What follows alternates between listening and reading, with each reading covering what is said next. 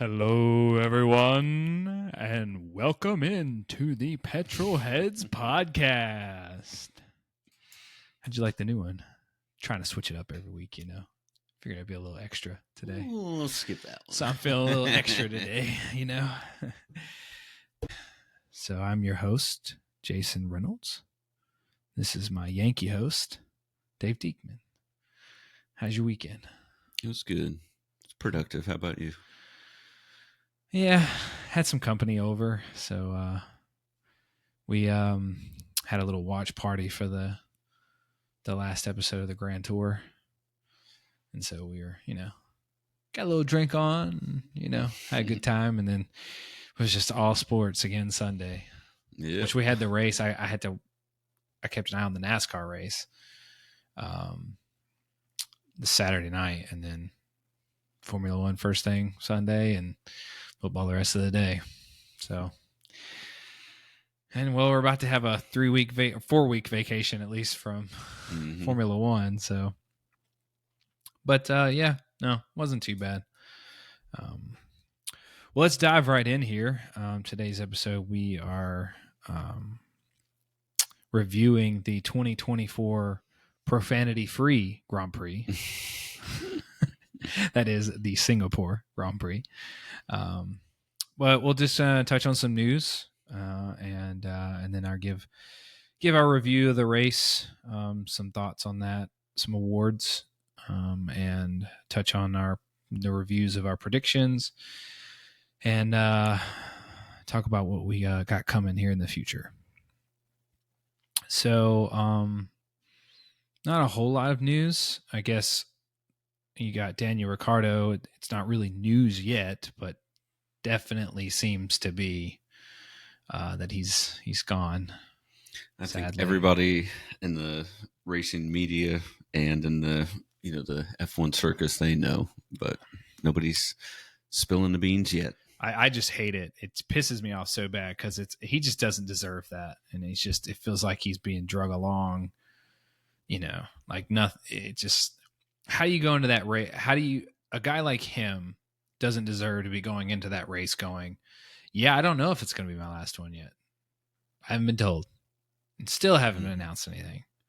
It's just, that chaps my ass because he just doesn't deserve it. But I don't know. Maybe they're still trying to work something out.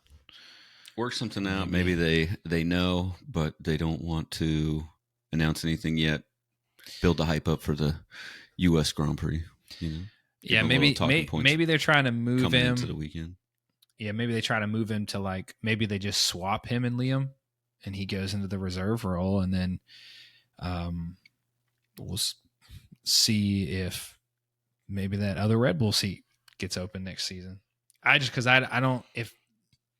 don't see how they keep Perez another year. I don't know. I mean, again, if he makes, if he brings in enough revenue through merchandise and whatever else through Mexican money and makes up for the $18 million they're going to lose by finishing third in the Constructors' Championship, then I guess it makes sense. Because then they get that money and they get all the extra wind tunnel time. Yeah. So, I don't know. All for him to not do anything with it next year. Yeah. Potentially.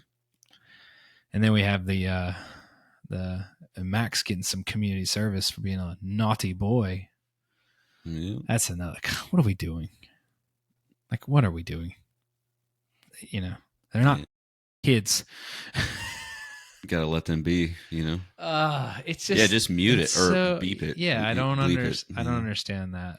And it wasn't as even I'm, again, don't typically defend Max Verstappen, but I'm going to defend him here. That is so stupid. I mean, he just goes, the car shit. Mm-hmm. Oh God, it's so bad. It's so dumb. Yeah, it's not the first time we've ever heard it, so I don't know. I've heard a lot worse. Yeah, I don't know why. It's a big deal. I don't know. But they don't have any problem playing team radio where they're cussing or making money off of it and Drive to Survive, which is completely uncensored. Mm-hmm. And those guys are off the rails on that show. It's like, what, you think a kid's not going to go, the same kid watching the race isn't going to go watch Drive to Survive? I don't know. It's just, I'd rather them, I'd rather see him get in trouble for like actually talking shit to someone versus just being like, yeah, the car is crap. Yeah, you don't want to keep them in a box, and you want them to express themselves and pushing and shoving in the pits. And I mean, I'd like to see a little bit of that. Yeah. So I guess I kind of like this. Like signs, just get up out of that car and smack Perez right in the face. I do like how everybody's kind of revolting against it, Oh yeah. I don't think it'll go over well because everyone will just be like, go screw yourself. Yeah. It's kind of like when they're trying to tell Lewis, like, you can't wear your nose ring while you're driving. What are you what are you doing? Who cares? Nitpicking everything. Yeah, it's just stupid. Some more positive news, though, at least from McLaren. I just saw this today. They announced the signing of Red Bull's head of strategy, Will Courtney, I guess is how you would say that, as the new sporting director, as their new sporting director. More poaching. He's been around for a couple decades, so he goes back all the way to the Jaguar days before Red Bull took over that program. So he's been around, but it's interesting. A lot of high figures leaving. Yeah, Red Bull they clean the house. They ain't gonna have nobody by the time it's over. I mean, I don't know, right? Like, obviously, people are gonna move around because they want new challenges or maybe more money. But it does seem to be an awful lot of people hightailing it out of Red Bull. I think Max is going to be next. And no matter how much saving face in the media, they can try to spin the writings on the wall. If you've got all these top figures leaving, then it's like... It's kind of obvious. Yeah. And you have all these rumors. What do you got? What's really going on over there? Max is going to be next. Yeah. I think he's going to... I can't cuss no more. Fuck it for him. He's if he doesn't leave F1 all together, Aston Martin, maybe Lance Stroll. See you. They ain't gonna do it. They won't do it. That's the problem. Even for a guy like Max, I don't. Daddy loves his boy too much. Could come to a point where it says, "Look, we have this driver, you're not performing." He has that, but how long has he not performed and been sitting there still in that car? And you're telling me that they had no opportunities with anyone else? You pulled somebody like Fernando, but you're saying Lance Stroll's the second best guy you can get? Come on. We all know why he's there. Oh, yeah. So, but they might need to have that hard talk, though. If they want to actually take advantage of Adrian Newey being there, they better. Mm-hmm. They definitely gonna, because no, he sucks. Anyways, that's it for pretty much all the news we have. Kind of on to the race. So, as usual, we start with our race rank. I'll give mine first because it sucked, and it was a 3 out of 10. That race low balling was a snooze fest. It was I don't know. I think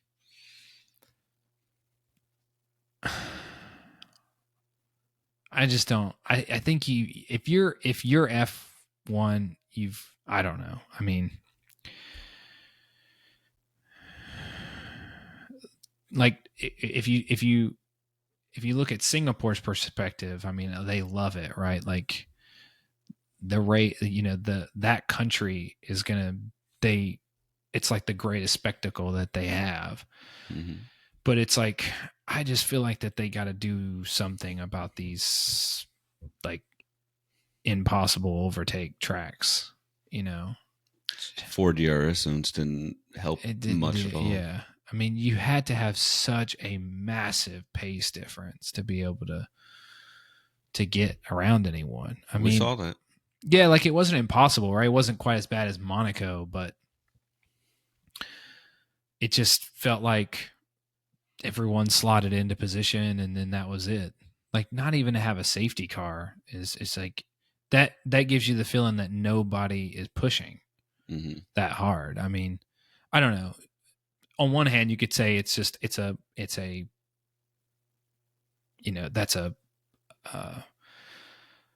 brag, I guess, for just those guys being the best of the best, and they're not making mistakes. But I feel like it's just kind of like, what's the point? You're never going to get around these guys. So what's the point of trying, pushing the car too hard, burn out your tires, and taking any risks, right? It's just, let's see what the 2026 cars bring. It'll be smaller. Yeah, I mean, hopefully that'll help. But it's like, I don't know, the race had a really good ending last year, right? Because the big offset in strategies, and it was like that was bred by safety cars. Like, that was set up. You almost need to have that, but I don't know. What do you give it? 5 out of 10. Oh, you're a little nicer than me. Yeah, a little more generous, but I would have liked to seen the strategies play out a little bit better, get everybody close. But, I mean, Lando just took off, and he had a 20-second lead, 21-second lead on Max. I mean, he lapped everybody up to 8th place. So it's, I think safety cars would have definitely helped the show keep everybody tighter. But yeah, for as exhausting as that race is, we didn't see a lot of mental errors from drivers. We saw a few, but Lando. Yeah, but nothing. Kevin Magnussen too, I guess. Too devastating. No. Well, let's give the results here, and then we'll dive into the meat of everything. All right, starting with the top 10, we have Lando Norris, Max Verstappen, Oscar Piastri, George Russell, Charles Leclerc, Lewis Hamilton, Carlos Sainz, Fernando Alonso, Nico Hulkenberg, and finishing out the top 10 is Sergio Perez. 11th down is Franco Colapinto, Yuki Tsunoda, Esteban Ocon, Lance Stroll, Zhou Guanyu, Valtteri Bottas, Pierre Gasly, Daniel Ricciardo, and finishing out the 2 DNFs is Kevin Magnussen and Alexander Albon. We'll kind of go down through, touch through the race, looking at kind of each team. So we'll start with McLaren. Norris, obviously, a great race. I've seen some people giving him a little hard time, like Nico Rosberg giving him a little hard time about those mistakes. I do feel like he was pushing. I felt like he was just pushing the whole time. Yeah. And I think that is where McLaren needs to come. Again, you need to be the boss and go, hey, let's Lando, we're ahead by 20 seconds. Let's calm down. Because he even said after the race that he wanted to finish as far ahead as he could. And it's kind of like, look, we don't need to worry about that. Yeah. He almost had a big enough gap to where if he did break the front wing, he could stop and fix it and still come out first. But it's not worth it. Stupid risk at that point. Yeah, I think he was. I'd like to look. I'd like to go back and look at his lap times because I think he was. There was a good period of time there. He was just a second a lap faster than just like everyone else, and it was like you got to manage a little there. Like I felt like that's what Max was doing. If you look, Max's that I had to give it to Max. He almost every single lap, I think the Delta variance was maybe like a second and a half. Mm-hmm. It was like I think he just knew. He's like, this is where I'm at, and there's no point in trying to fight Lando. Let him go off. I'm going to manage and just hold this P2. So for the fastest laps, Lando was a 134.9, where Charles was a 135.3, Oscar 135.7, and Max at a 135.9. Yeah. I don't think Max was ever pushing. Mm-mm. But I think it was also the pace of the car. We'll get into his race in a second, But Daniel Ricciardo, obviously fastest lap. He was at a 1:34.4, so really only half a second faster on soft, low fuel. Yeah. Not shows you the pace of that McLaren. Yeah, not that impressive. It's yeah, that was impressive. But I did call that too. If we go back and look at last week, because I said high downforce like Zandvoort, I think he's just going to be out front and he's just going to take off. Yeah. So Piastri, I think, had a really good recovery drive. He just missed out on P2. His Q2 time would have been good enough for P2 and Q3. He'd have just missed out to Lando for a pole. So it's a little bit of a missed opportunity for Piastri, but the fact that he was able to push the second stint that first stint as far as he did, and then have the nice tire delta and to be able to overtake the Mercs there at the end, that's a solid race to get a podium out of that. Yep. Oh, yeah. So I just seen some people slandering him a little bit too, and it was kind of like, yeah, he just missed it out in qualifying, but it was still a really good, really solid drive by him. I wish so bad he'd have been there. I was like, we need more points. We need to get more points on Max here. Yeah. But that was a solid race by Max. But I think,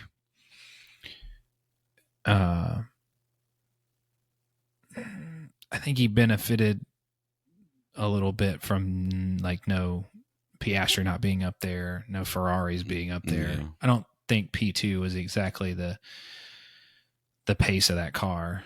And it's like, you can't necessarily discredit him for bringing it home P2 but being that far behind, Lando. Like, you can't necessarily credit him, but you can't discredit him. Like, right? Like, I'm like, he was like, hey, I got granted a good situation, Ferrari, and kicked themselves in the teeth, and so I'm just going to sit here and run a straight, nice, calm race and damage limitation. That's all it was. So, and so smart by him. That's championship mentality. It really is. But I can't sit here and be like, oh, it was an incredible race by Max. Lewis almost had him at the start, to sneak into P2, but that was I don't know. I think he just knew it was never going to stick. Not with Max. Yeah. Oh, yeah. Perez back on form. Back to his normal Perez self. It's terrible. But he just got that one little point to keep you away from both prediction points. I mean, yeah, it wasn't a recovery drive at all from him. No. I mean, it again, I know it was hard to pass, but people showed it was possible, and he just, yeah. Well, he even came on the radio saying when he was stuck behind Colapinto, it was just, he's not making any mistakes. I can't pass him. So this guy's good. I'm like, be careful. Yeah. He doesn't have a ride next season. Yeah. Colapinto to Red Bull. Everybody on the Red Bull walls. Come on. Do something. Better watch. Okay. It might be Colapinto in that Red Bull next season. Yeah. How that look will be if he takes his place. That'd be wild. But yeah, and then Mercedes, not a great race. I saw a lot of people, I don't know, people love to get on the hindsight thing, and again, I'm not typically a defender of Mercedes strategists, but I mean, what did they have to lose to try something different? It's like bolt the soft tires on, see what you can do. Like, maybe if he, pips Max at the beginning. I just don't, where I kind of give him a hard time is you pitted him early, right? Like, I guess they're hoping for a safety car, but I felt like he probably could have hung on to them softs a little longer. Yeah. And, but they were nowhere. Yeah, the pace just was not. They were just flat out slow. kind of in their own league there. But it gives you the freedom, though. They have an idea at the end of P3, where they are in the pecking order. So, well, yeah, it's that they're not going to make any positions up in the constructors championship. So right. It's like they know that they're not gonna. Yeah, the fourth is pretty much on the cards. Like, why not at least maybe see if you can fight for the third spot? And you're gonna have to win races to do that. So it's like, yeah, I mean, go for it. See what happens. I'm not completely against it. Slinging shit at the wall, seeing what sticks. Because like if that had worked out, then everyone would be like, oh, Mercedes is so smart. They're so brilliant. And it's kind of like the hindsight stuff, man. Like they're trying and it didn't work out. It happens for a lot of people, so I don't know. Props to them for doing something a little different. Because normally I think I kind of knock on them for not trying something a little different. Because they're not going to try that if they're in the championship hunt. Oh, no. But no. Yeah, they've got freedom now, so they can play around. Yeah. So I see a lot more one-stoppers from them. And Russell just kind of pretty quiet there too. I mean, solid race. I think Russell can take some positives away from that just to get a solid hitting crash. Yeah. No big errors, decent qualifying. And just be happy with that. So not bad by him. Who I guess there was the best. I mean, the rest of the guys, good. Other teams, it was like they had one driver in the bin and then one driver doing well, like Williams, Haas. Like that was a really good drive by Nico and Colapinto and Alonso saving points for Aston. Yeah, that was a pretty good recovery, and then I think he undercut Nico as well. But and they held up, Leclerc as long as they did. But then Albon lost out at the beginning of that race too. So that move by Colapinto though, that was sweet. 4 wide, and then Albon came on the radio. It was like, what is he doing? Yeah. And then I think he had to go back after the race, going back and look at it, be like, damn. Yeah. Oh, that was really good. You tell he wasn't even close to anybody. It's not like he was. That was just an excellent move. Yeah. That was awesome. He's just pissed he didn't do it. Yeah. You have to think too. Do you think it's obviously super early, but if this is how the rest of the season goes, you have to start thinking there could be some pressure on Albon. Now you've got a teammate we have to compare you against, and he's outperforming you. But to be fair, I think we need a full season, to get full. Well, all the different tracks, different conditions, stuff like that, and see how he handles adversity. I think that it's the rest of the season, because I think the rest of the season is pretty much we've had him at a street, we've had him at Monza, we've had him at now a couple street circuits. There'll be a couple of, there's the rest of the season has a big variety of tracks. Yeah, you'll be able to see some how he does. Purpose-built tracks. Yeah. And so far he's been really on it. The guy should be in a seat next season, but he won't. But yeah, pretty good drive by Fernando, launch Stroll in the mud, just like every race, pretty much. Don't understand. Kick, not surprised. Nowhere. Them and Alpine, just Gasly had a rough weekend. I wonder if he was nursing some kind of issue or something, or because he's usually not that far off of Ocon either. But the RB, they were really nowhere. What are you talking about? Daniel got fastest lap. 10 out of 10. I don't. So I want to touch on that just real quick. What is your opinion? There's a lot of noise coming out about how they're like, was that kind of orchestrated a little by the fact that is a junior Red Bull team. Like that's helping Red Bull. I'm not saying that, like obviously they didn't just come on the radio and go, like Christian Horner was like, do it, Daniel. Yeah. But I don't know. What are your thoughts? This is what the noise I hear. I think that they've definitely had conversations with Daniel saying any way, if you can steal with Yuki as well, if you can steal the fastest lap, do it. Because they know they're not in a position to safely get those every weekend. Yeah. So I think they've definitely had those talks. There's probably some key words that that all the engineer has to say is, the subliminal message is, hey, go get that fastest lap. We're going to pit you. It's yours. Like this is what we've asked of you. Now, if Lando loses it by 1 point, well, I think then he'd be a little more pissed off.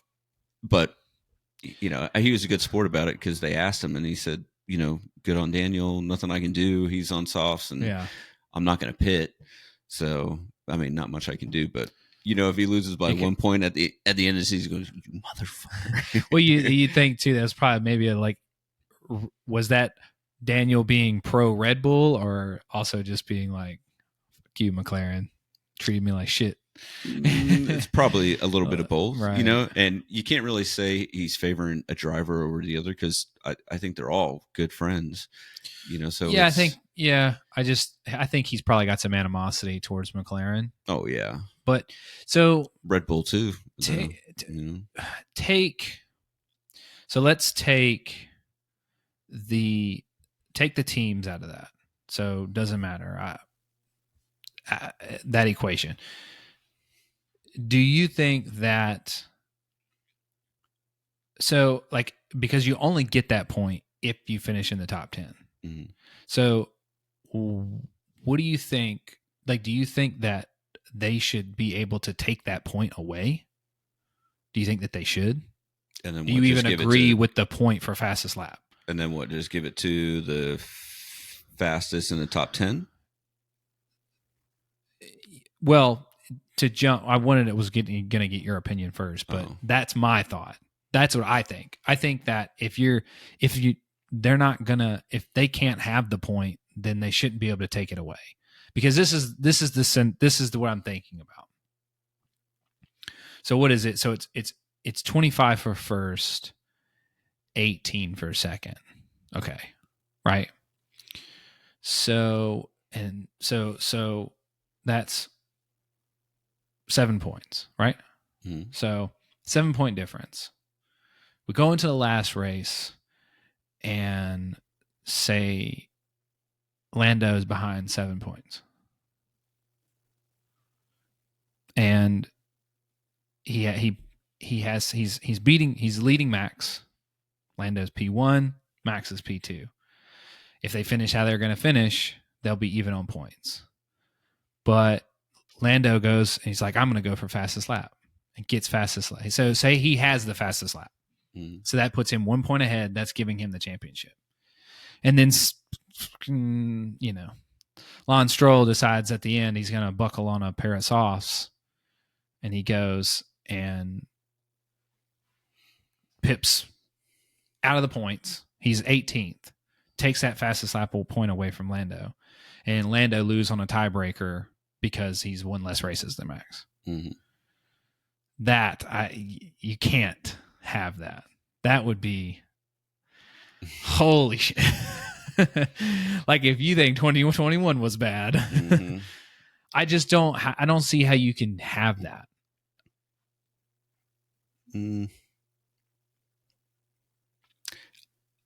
I like the strategy call of it, Yeah. Because how it plays into the strategy. You've always got to account for a fastest lap, just something that you've got to cover that. But if you can't, you gotta sharpen up. But it's a goal for every driver to at least get fastest lap. That's kind of like not a screw you to, say the top 10 or whatever. That's just like screw you to everybody. I'm the fastest man out there. Yeah. So it's a little bit of a bragging right aspect to it for the drivers, but I feel like they don't care. mm, Right, because it's like, what are you bragging about? Oh, you put on a pair of softs when there was 3 laps to go. Of course, you're going to get fastest lap. Granted, I know everybody wants to win, but yeah, but it's I don't know. I feel like if the top 10, if no one outside the top 10 can actually get the point, then it shouldn't be taking away from the top 10. I think it should be you have to finish top 10 in order to get a point. So then only the top 10 is in contest for the fastest lap point. That's where I'm like, you can have it taken away, but it's not as if you're giving. If you made the argument that they get that point, so Daniel, I think that makes it more interesting because we know how important 1 point is to the back of those the back markers. Mm-hmm. So then maybe that makes things a little more interesting at the end of the race because now you've got several teams maybe stopping and trying to get that fastest lap, and we get a little like I think that, right, like to just be like, oh yeah, an 18th place pits and takes that point away, and now no one gets it, and he gets to go walking away. Yeah, I got the fastest lap, but you didn't prove anything. Right? I don't think it's kind of like driver of the day to the drivers. I don't really think they care. I think that one with Daniel was just more of like a little hoorah, like go for it. But I think that they probably also was like, and you can help out Max? Yeah, sure, go ahead. I think, if they get a lot of driver of the days and fastest laps, it just it becomes mundane to them. They don't really care. Yeah. But if you have a driver that's never had a fastest lap or never driver of the day, that's going to mean something to them. Yeah. Even outside of the top 10. Maybe. So, well, yeah, it'll, if they're brand new and I don't know. I just don't like that being like you're leaving the possibility of a championship being decided by a back marker. mm-hmm. I just don't like that. I don't like that. But all part of the strategy. Yeah, I don't know. I mean, yeah, but it's out of your control because then it's like, oh, well, so now it's an advantage to Red Bull to have that second team because McLaren doesn't have a second team. They don't have a partnership with anyone. So because now you can't police that. It's not like you could be like, oh yeah, we're going to penalize you, our VCARB because it's going to be so subjective. Yeah, right. I mean, to counter it, think of it like this. So say you have Max or Lando first, Max second, Max and Oscar's third. You have Max with the fastest lap. That's 1 point. Now you can split the cars. You can take Oscar, pit him, get the fastest lap, take it away, and then that's just another part of the strategy. Well, I think that's fine because you're teammates. You're in the top 10. But even if he's okay, just say the teammate is not in the top 10, that's taken away in the championship. Right. So then is that but that's where I say, is that okay? Do you want that? Because if you use that argument, then you could be like, well, if I'm Oscar, I'll just take Max out. I'll let him lap me. I'll just be really loud. Oh, I got a problem with my car, really off the pace. And then when he goes I'm just going to freaking put him in the wall. Oops. Yeah. Just something like that, right? Like thinking about, well, I don't think they're going to do that because then the team could be like, hey, guess who's paying for that one? Hey, that's what I'd probably do, but, but it's just, I don't know. I mean, I see your point completely, but to speak to that, I don't want that. I don't know if I want that to be, I don't think I would want, because I think holding them up on track is a little different than just being like, we literally have the power to take the championship away from you because we have control over this point. I don't know. I just don't think I like that. But I don't know. Just an interesting conversation. Yeah. Well, let's move on to our petrolhead and knucklehead of the day. So my petrolhead, I wanted to go a little off kilter here. I'm giving it to Piastri. I think because this is based off of the race. It's not based off of the weekend. I can't hold qualifying against him. This is of the day, which was Sunday. And to me, Piastri to be able to have the race he did and make up the positions at the end. I know that you hear a lot of the noise of, well, he's 40 seconds behind Lando. Mm-hmm. I'm pretty sure if you watch that race, once he passed the Mercedes, he was 18 seconds behind Max with 14, 13 laps to go. It wasn't happening. So he just managed his race. Mm-hmm. You can't get so caught up in those in the time deltas between the intervals between drivers, because there's nuance to that stuff. And so I think I think it's easy to say Lando, but again, maybe you could knock on Lando for making those few mistakes. I think Piastri, that's a solid. That was at a place that was that hard to overtake. I think it was good. I think it shows you the potential and the pace that's in that car. So I want to give my petrolhead and knucklehead to the same driver. Oh, interesting. And I'm going to have to go with Lando on that. Okay. For the petrolhead, right. For the aspect of just how dominant he was, yeah. From the start, which was a good start, and he was just gone. There was no matching him. But throughout the race, he definitely had some focus moments, where he almost crashed at the wall. Yeah. He even said himself, he almost shit himself. Yeah. And a little bit later on, I mean, he had two moments that could have potentially taken him out of the race, and no points. And then now you're up to, instead of 52 points, you're at, just say 75 points, Yeah. It's a little.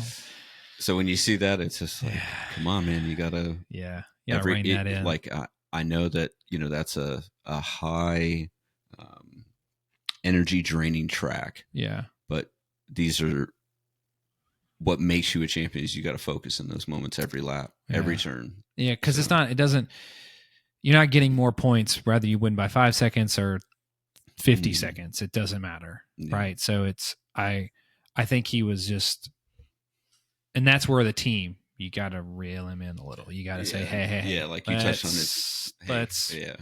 Let's get on the radio and chill out a bit. Like, let's calm this down. We need to bring this car home. Because and if it's just one time too, like, you see it a lot. I mean, you've seen guys in the lead, like occasionally they'll still have like, oh, they maybe ran a little wide here, or, they had to take but he was like 3 times. Like, come on, Lando, like, you need to calm down. And again, I think it just came from him pushing. I don't think it was I don't want to say that it was like a lapse in, like concentration. I think it was just him just constantly pushing and so, and hindsight, if maybe he had taken it a little easier and hadn't pushed there at the very end, he could have maybe had a little bit more tire and could have gotten that fastest lap like you've seen him do before. Yeah, he really looking at times now, he only needed a half a second. Yeah, he probably, and it's very possible he could have found that. Mm-hmm. Yeah. Well, all right. Well, that's an interesting one. I'm okay with that. This one I really kind of struggle with, because I'm gonna be vulnerable for a second. I had it picked as the Ferrari drivers, but then I just realized I contradicted myself if I do that, because I contradicted myself by giving it to Piastri, saying, well, it wasn't on the weekend, it was on the day. And when I look at the day, like Carlos and Leclerc had pretty decent recovery drives. Mm-hmm. Because I wanted to give it to them because I'm like, you guys, they both could have been arguably on the podium. Yeah. If they had put their laps together. Mm-hmm. Like, for sure. I don't think they were ever on for pole, but they definitely could have got P2, P3, possibly P4. Mm-hmm. So I wanted to give it to them. I wanted to give it to Ferrari. But I think instead I'm going to give it to the RB strategy team. Because they thought that a soft, medium, soft strategy was a good idea when they're already starting at the back. Yeah. Like, that's a strategy I could understand if it's a high degradation and possible overtakes, but you're starting at the back. That was a wild one for me. I didn't get that one. Moving on here to the prediction reviews. I am now in the lead in the points, getting a solid 4 points this weekend. I'm 11. I got 11 now. Dave has 10. Our quality predictions it was Norris, Leclerc. I had Norris, Leclerc, Piastri, so I got Norris. Dave had Leclerc, Verstappen, Norris, so you nailed the Verstappen. That was pretty good. And in the race, I had Norris, Leclerc, Sainz, so I got the Norris. And you had Leclerc, Norris, Sainz, and that was completely wrong. And no one got any bold prediction points. I said Williams would outscore Red Bull. That didn't happen. Lando would gain 12 points on Max. He gained 8. That's why I was like wishing Piastri had been up there, you know? Yeah. You had William double points. They didn't get any points at all. And then Perez no points. Yeah, just squeaked that one by, you know. Perez. I think Perez was thinking of you when he, was like, I'm going to hang on to 10th just to piss him off. Yeah. Best overtake award, hands down, Colapinto. I'm going with a dive bomber too. Yep, dive bomb. That was so good. I have to give it to him completely. Yeah. That was awesome. But that's pretty much all I got. Any closing thoughts for you? No. I'm going to, down by 1 point, 6 races to go. It's easy work. I can make that up. You're going down. We all know. Pulling out that championship mentality now. I'm going to pull out the lead. I think you're going to choke. I think you're trying. This is what you try to do with these easy, bold predictions. Bit you in the ass. But Perez, man, let me down. You should have. That should have been your bold prediction. I was rooting for P11, man. Come on. But, so, man, autumn break. So we got a 4-week break coming up before we head to Austin. So, I think to fill in that gap, I think we're going to try to do a couple episodes talking about just some controversial moments in F1, just to keep giving you guys something to listen to. But yeah, I mean, it's a long time. This 4-week break a lot's going to change after that, because it ain't like the factories are shutting down like the summer break. Everybody's going to be developing, and it'll be interesting. The final push. Yeah. Well, I think we have, it's a triple header, and then we have 2 or 3 weeks off, I think, and then another triple header to finish it, maybe. Let's see here. All right, so you've got the U.S. in October 20th, Mexico October 27th, Brazil November 3rd. Yep, triple header. Then 2 weeks off.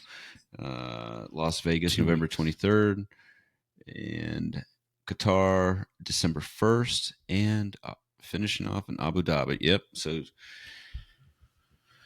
2 triple headers. Yeah, so I like that. So 4 weeks off, triple header, 2 weeks off, triple header. So this is the it's going to be a sprint. Everybody take a break because your ass is working for the next 2 months. Wide open. Yeah. Better get ready, son. Yeah. All right, well, that's all I've got for us today. Hope you enjoyed. If you did enjoy, please like the video. If you're new, subscribe to the channel. If you're listening on Spotify, Apple Podcasts, wherever you get your podcasts. Leave us a 5-star review, please. Keep checking out our content, helping us grow. And any feedback that you guys would like to have or anything you'd like to see us talk about, let us know. So until next time. Don't forget us. All right. Bye, everybody. Bye.